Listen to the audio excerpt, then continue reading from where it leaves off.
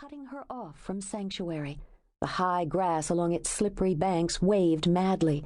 It was then she saw herself, standing alone and weeping on the other bank. It was then she knew she was dead. Jo fought her way out of the dream, all but felt the sharp edges of it scraping her skin as she dragged herself to the surface of the tunnel of sleep. Her lungs burned and her face was wet with sweat and tears. With a trembling hand, she fumbled for the bedside lamp, knocking both a book and an overfilled ashtray to the floor in her hurry to break out of the dark. When the light shot on, she drew her knees up close to her chest, wrapped her arms around them, and rocked herself calm. It was just a dream, she told herself, just a bad dream. She was home, in her own bed, in her apartment, and miles from the island where sanctuary stood.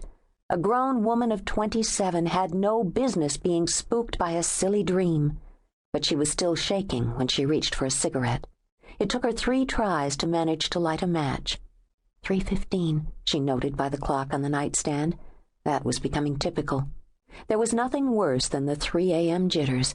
She swung her legs over the side of the bed and bent down to pick up the overturned ashtray. She told herself she'd clean up the mess in the morning. She sat there, her oversized T-shirt bunched over her thighs, and ordered herself to get a grip. She didn't know why her dreams were taking her back to the island of lost desire, and the home she'd escaped from at 18. But Jo figured any first-year psych student could translate the rest of the symbolism. The house was locked because she doubted anyone would welcome her back if she did return home. Just lately she'd given some thought to it, but had wondered if she'd lost the way back. And she was nearing the age her mother had been when she had left the island, disappeared, abandoning her husband and 3 children without a second glance. Had Annabelle ever dreamed of coming home, Jo wondered, and dreamed the door was locked to her? She didn't want to think about that, didn't want to remember the woman who had broken her heart 20 years before. Jo reminded herself that she should be long over such things by now. She'd lived without her mother, and without sanctuary and her family. She had even thrived, at least professionally. Tapping her cigarette absently, Jo glanced around the bedroom. She kept it simple, practical. Though she'd traveled widely, there were few mementos, except the photographs. She'd matted and framed the black and white prints, choosing the ones among her work that she found the most restful to decorate the walls of the room where she slept.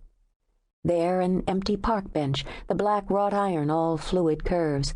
And there, a single willow, its lacy leaves dripping low over a small glassy pool. A moonlit garden was a study in shadow and texture and contrasting shapes. The lonely beach with the sun just breaking the horizon tempted the viewer to step inside the photo and feel the sand rough underfoot. She'd hung that seascape only the week before, after returning from an assignment on the Outer Banks of North Carolina. Perhaps that was one reason she'd begun to think about home, Jo decided. She'd been very close. She could have traveled a bit south down to Georgia and ferried from the mainland to the island.